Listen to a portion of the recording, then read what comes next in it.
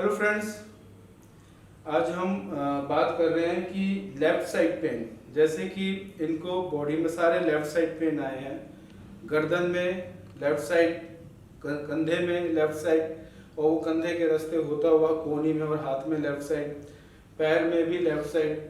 तो ये जो लेफ़्ट साइड के पेन होते हैं, ये मैं आपको समझाना चाहता हूँ कि किस वजह से होते हैं और हमारी छोटी सी गलती, छोटी सी नादानी कैसे हमारी प्रॉब्लम को आगे बढ़ा देती है। तो ये बहुत ही इम्पोर्टेंट मैटर है कि कभी कभी हमारा पैर स्लिप हो जाता है या हमें झटका लग जाता है, तो हल्का सा जो स्ट्रेन आता है हम उसे अवॉइड कर जाते हैं। उसके बाद हमें कुछ एक्सरसाइजेस करनी होती है जिससे जिससे हमारी स्पाइन की एडजस्टमेंट आउट हो जाती है, वो वापस अपनी जगह आ जाती है। लेकिन जैसे कि इनके साथ क्या हुआ है, इनको दर्द आया कंधे में, गर्दन में, शोल्डर में, कोहनी में, हाथ में और नीचे पैर में, तो इनको कभी पहले हल्का सा झटका लगा था या लगा होगा जिसका इनको पता नहीं है। हम आपको बता देते हैं, बिना झटका लगे, बिना पैर ऊपर नीचे जाए, आपकी बॉडी के आधी साइड लेफ्ट या आधी साइड राइट के पेन कभी नहीं आ सकते। फॉर एन एग्जाम्पल मैं आपको बता देता हूँ कि चलते चलते मेरा पैर स्लिप हो गया, तो एक पैर आगे और एक पैर पीछे, उस कंडीशन में भी हमारी स्पाइन की एडजस्टमेंट आउट हो जाती है। कभी हम चल रहे हैं, किसी ने पीछे से पुश कर दिया स्पाइन को, तो हमारी एडजस्टमेंट आउट हो जाती है। कभी हमने लिफ्ट किया, जैसे सपोज एक हाथ से बाल्टी उठा ली तो सारा वजन एक हाथ पे आ गया। करना क्या है कि अगर आपको वेट उठाना है तो बराबर दोनों हाथों से उठाना चाहिए। अगर आपने एक हाथ से उठा भी लिया है तो सारा स्ट्रेन एक साइड आ गया। जब आपने बकेट उठाई, एक साइड से बकेट उठाई, तो दूसरी साइड पूरा स्ट्रेन आ जाता है। तो वो स्ट्रेन आने के बाद हमें उसको अवॉइड नहीं करना। हमें ये नहीं सोचना है कि अपने आप ठीक हो जाएगा। कुछ हल्की हल्की एक्सरसाइजेज हैं, वो एक्सरसाइज करने के बाद आपकी जो स्पाइन हिल जाती है वो अपनी जगह आ जाती है। तो इनको मैं दिखाना चाहूँगा कि इनको पूरा लेफ्ट साइड गर्दन की तरफ यहाँ पे पेन था, शोल्डर में पेन था और ये हाथ की तरफ पेन था। कैसे पेन था बताइए? गर्दन में यहाँ पे बिल्कुल जहाँ से नेक स्टार्ट होती है यहाँ पे, और उसके बाद जहाँ पे एंड होती है वहाँ पर, फिर धीरे धीरे शोल्डर में गया, शोल्डर से फिर एल्बो में आया, एल्बो से फिर ये पूरा हाथ हुआ, फिर धीरे धीरे जैसे सुबह उठने लगा तो पैर में भी दर्द, पैर में भी शुरू हो गया। हाँ। तो ये आपको कोई झटका लगा था पहले? ये मैंने नोटिस ही नहीं किया। नोटिस नहीं किया। तो यही होता है कि जब भी कोई हल्का सा झटका लगता है तो हमें पता ही नहीं चलता हुआ क्या है। तो मैं आपको बता देता हूँ इनके साथ क्या हुआ है। चलते चलते इनको जो पेन आया, वो जो इनको स्ट्रेन आया, बॉडी के अंदर जो इनको स्ट्रेन आया वो आया लोअर बैक में। लोअर बैक में जैसे स्ट्रेन आया, इनका लेफ्ट साइड हिट हो गया और उसके अंदर स्ट्रेन आ गया, तो जितनी भी आर्टरीज, नर्व्स हमारी लेफ्ट साइड की हैं उनमें इन्फ्लेमेशन हो गया। इन्फ्लेमेशन हो गया, वो स्वेल कर गई।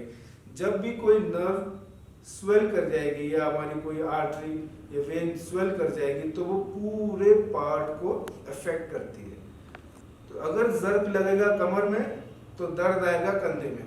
कोई बड़ी बात नहीं, कंधे में भी आ सकता है, कान के पीछे भी आ सकता है, आगे सिर में भी आ सकता है, घुटने में भी आ सकता है, उंगलियों में भी आ सकता है। तो अभी हमने क्या काम किया, इनकी स्पाइन की एडजस्टमेंट सेट करिए। उसके बाद अभी आपको कैसा फील हो रहा है? थोड़ा सा उठ के खड़े होकर दिखाओ। अभी जो ये गर्दन वाला जो आपने दिया था, इससे तो काफी वो लग रहा है। और बाकी चल के देखो, कमर भी आपको लग रहा है कि कमर की एडजस्टमेंट कुछ पहले से बेटर हुई है? हाँ, वो भी है। जैसे अब मैं उठ के भी चला तो पैर में भी इतना दर्द नहीं है। इतना दर्द नहीं है। तो हो क्या रहा था, इनकी पूरी लेफ्ट साइड के अंदर स्ट्रेन था because of dislocation of lower back, sacral का डिसलोकेशन होना। तो वो हमने सैक्रल की सेटिंग करी, इनकी ल्यूम्बर जोन की सेटिंग करी और आर्टरीज की, नर्व्स की सेटिंग करी। अब वे बिल्कुल बैलेंस्ड हो चुके हैं। अब इनको गर्दन में बताओ, कोई स्ट्रेन आ रहा है आपको? नहीं, अभी तो हाथ उठा के देखो, दर्द आ रहा है? पीछे जाने में दर्द आ रहा है? नहीं, अब कोई दर्द नहीं आ रहा। तो ये बड़ी छोटी छोटी सी मूवमेंट्स होती हैं इनको, पर ये मूवमेंट्स आपके लिए नहीं है कि आपको नहीं करनी है। ये क्या है, मैं एक्सरसाइज बता दूंगा, वो आप खुद भी कर सकते हैं। लेकिन जब चीज़ें ज़्यादा बढ़ जाती हैं, दिक्कत देती हैं, तब आपको हमारे पास ही आना है या किसी स्पेशलिस्ट के पास ही जाना है, अपना इलाज करवाना है। तो जब भी आपको ऐसा लगे कि मुझे झटका लग गया कमर में, या किसी बच्चे ने आके पीछे से हिट कर दिया, पापा पापा करके कोई बच्चा आया और आपको पीछे से कस के पकड़ लिया, या कोई बच्चे ने कहा पापा कंधे पे बैठना है, कंधे पे बैठा और आपने जैसे ही उसको लिफ्ट किया आपकी कमर में झटका लग गया।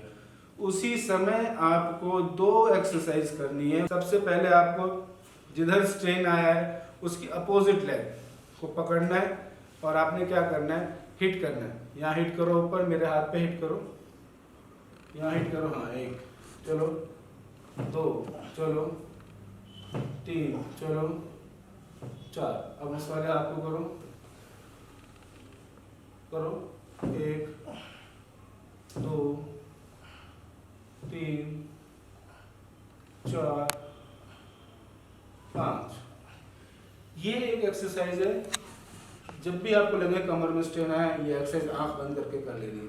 गिनती का ध्यान रखना है, जितनी गिनती लेफ्ट से करनी है उतनी गिनती राइट से करनी है। गिनती अब आपकी काउंटिंग अगर अप डाउन हो जाएगी तो वहाँ पे पड़ने वाला इफेक्ट भी कम या ज़्यादा हो सकता है। फिर आप कहोगे कि जी डॉक्टर साहब ने मुझे क्या बताया और मुझे कोई फ़ायदा नहीं हुआ। ऐसा कभी नहीं करना, काउंटिंग बराबर रखनी है। दूसरा क्या काम करना है, दोनों हाथों से थाइस को पकड़ेंगे और इसको बार बार ये हिप पे हिट करेंगे। हिट करो हिप पे जोर से, 1, 2, 3, 4, 5। अब उससे करो, करो 1, 2, 3, 4, 5। ये 2 रामबाण एक्सरसाइज है जिनको आपने कभी भी लोअर बैक में स्ट्रेन आने के बाद आप कभी भी कर सकते हैं, लेकिन खाना खाने से 15 मिनट पहले या खाना खाने के 2 घंटे के बाद। खाना खाने के बाद इमीडिएट ये एक्सरसाइज नहीं करनी है। जैसे ही आप ये एक्सरसाइज करेंगे आपकी स्पाइन की जो भी डिसलोकेशन हुई होगी वो अपनी जगह वापस सेट हो जाएगी। ये हमें जब करना है जब माइल्ड स्टिफनेस है, बहुत मामूली सा है, दिक्कत कुछ भी नहीं हो रही है, चल फिर ठीक से रहो, लेकिन लग रहा है कि कुछ फंस रहा है, ये एक्सरसाइज तब के लिए। अगर आपको लग रहा है कि मेरा एक साइड काम ही नहीं कर रहा है, खींचना पड़ रहा है, घसीटना पड़ रहा है, तब आपको ये एक्सरसाइज नहीं करनी है, क्योंकि तब बीमारी ज़्यादा बढ़ चुकी होती है और फिर आपको किसी स्पेशलिस्ट के पास जाना है, इमीडिएट ट्रीटमेंट कराना है। समय पे लगा हुआ ट्रीटमेंट, समय पे लिया हुआ ट्रीटमेंट आपका टाइम, समय, पैसा, तीनों चीज़ों को बचा सकता है। कमर में आया हुआ स्ट्रेन अगर आपने अवॉइड किया और बीमारी बढ़ने के बाद, दिक्कत बढ़ने के बाद अगर आप किसी के पास गए कि जी मुझे तकलीफ है, तो आपका टाइम भी ज़्यादा लगेगा, आपकी मेहनत भी ज़्यादा लगेगी और तकलीफ भी बढ़ जाएगी। तो समय पे ही आप अपना इलाज कराइए। हल्का सा भी आपको लगता है कि जर्क लग गया, इमीडिएट जाइए आपके घर के पास में जो भी अच्छा प्रोफेशनलिस्ट है, जो प्रोफेशनल है इन सब चीज़ों को करने के लिए, उसके पास जाइए, अपना इलाज कराइए। समय पे लगा हुआ टाँका बहुत बड़े नुकसान से बचा लेता है। जिस समय आपकी रिक्वायरमेंट है उसी समय आपने ट्रीटमेंट ले लिया तो 1 ट्रीटमेंट, 2 ट्रीटमेंट, 3 ट्रीटमेंट में आप बिल्कुल ठीक हो जाओगे। और यही आपकी दिक्कत बढ़ गई और आप बीमारी बढ़ जाने के बाद किसी के पास जा रहे हैं तो टाइम भी ज़्यादा लगेगा, पैसा भी ज़्यादा लगेगा और दिक्कत भी ज़्यादा होगी। तो मेरी बातों को गांठ बांध लीजिए। कमर में आए हुए झटके को कभी भी हल्के में नहीं लेना है। कभी कोई इंसान झुक के चल रहा है, उसे इमीडिएट बोलो तेरी कमर में दिक्कत है, इमीडिएट जाओ इलाज कराओ। कोई भी इंसान घुटने मोड़ के चल रहा है तो उसे बोलिए इमीडिएट जाइए अपना इलाज कराइए, क्योंकि जो घुटने मोड़ के चलते हैं या कमर झुका के चलते हैं या जो लोग टेढ़े चलते हैं 99% उनकी कमर में डिसबैलेंसिंग हुई भी होती है। तो मैं आशा करता हूँ कि जो भी मैंने इस समय आपको नॉलेज दी है आप लोगों को अच्छी लगी होगी, समझ में आई होगी।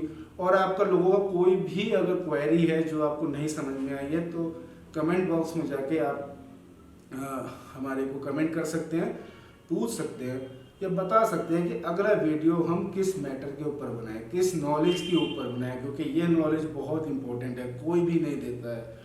हम ये नॉलेज लोगों को दे रहे हैं, इसीलिए दे रहे हैं ताकि कोई भी किसी पे डिपेंडेंट ना रहे, आप अपना इलाज खुद कर सकें। दूसरी एक बहुत बड़ी चीज़ है कि किसी को दिक्कत है और आपने उसे समझाया कि बेटा जाओ इलाज कराओ, तो आपने उसकी बहुत बड़ी हेल्प करी है। लोगों को पता ही नहीं होता कि हम बीमार हैं, लोगों को पता ही नहीं होता कि हम ऐसा चल रहे हैं तो ये कोई बीमारी भी है। तो लोगों की मदद करो, इस वीडियो को शेयर करो, हमारे चैनल को सब्सक्राइब करो, लाइक करो, कमेंट करो। मैक्सिमम क्वेरीज आप हमसे पूछिए, हम हर क्वेरी का जवाब देंगे, हर बीमारी का जवाब देंगे। छोटी छोटी चीज़ों को आप हमसे पूछेंगे, हम उसका भी आपको जवाब देंगे। नमस्कार।